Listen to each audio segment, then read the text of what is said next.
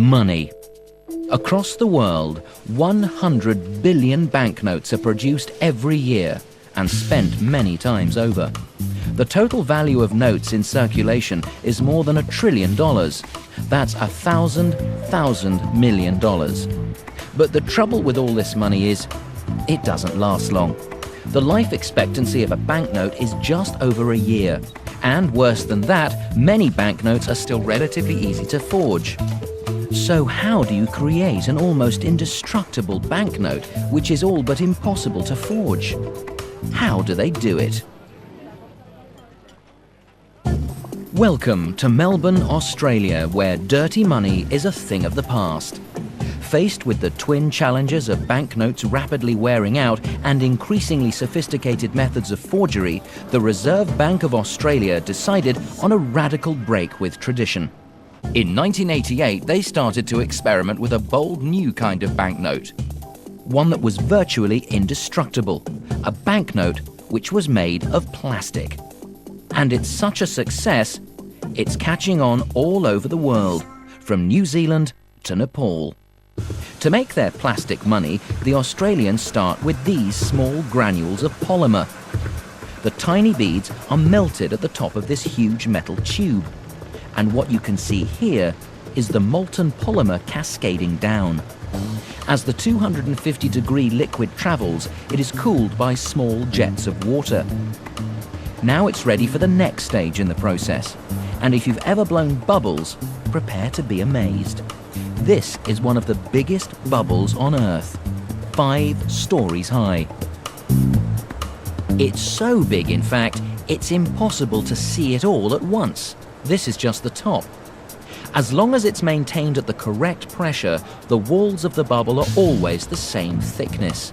But it needs constant monitoring.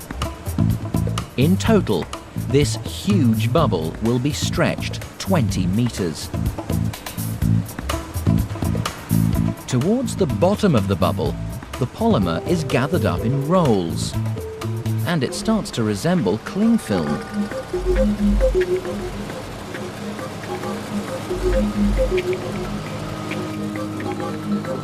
An infrared gauge checks that the film has the correct thickness. The polymer sheets are wrapped into rolls. Each roll contains over 8 kilometers of film and weighs 1.5 tons. Now they've created the polymer film, there's another problem. How do you print onto clear plastic so the ink doesn't rub off? The solution requires a massive press and some seriously gloopy paint. The film is painted white up to 5 times on each side, creating an opaque, adhesive surface that's ready to receive the banknote design. It may look like they've missed a bit, but in fact every note will have a small transparent window. A strobe light is used to check that the windows are all there. This is one of the most important characteristics of the plastic banknote, because this is where one of the key security features will go. The rolls of notes are sent up one level, and it's here that a counterfeit-proof image is burned into the window. A technician carefully monitors the process as a laser etches 5 tiny images into each window in 20 billionths of a second. This pattern is a diffractive optic, which is very similar to a hologram, except then that you can project this with a laser pointer, or you can look through it at a point source light. Very sort of high-tech security feature. It's very, very difficult to counterfeit. In fact, we're not aware of anybody having done it as yet. Now the polymer can be cut into sheets. They're almost ready for the next stage, the printing of the banknote design. First, the background colours are added by this special machine, which prints on both sides of the note simultaneously.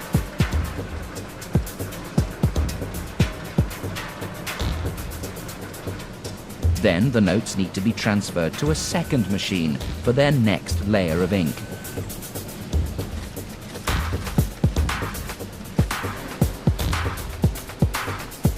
The worker fans out the sheets to ensure they don't stick together. In his hands, he's holding what will become almost $750,000. The next printing press adds another layer of ink, the bolder colours and fine details.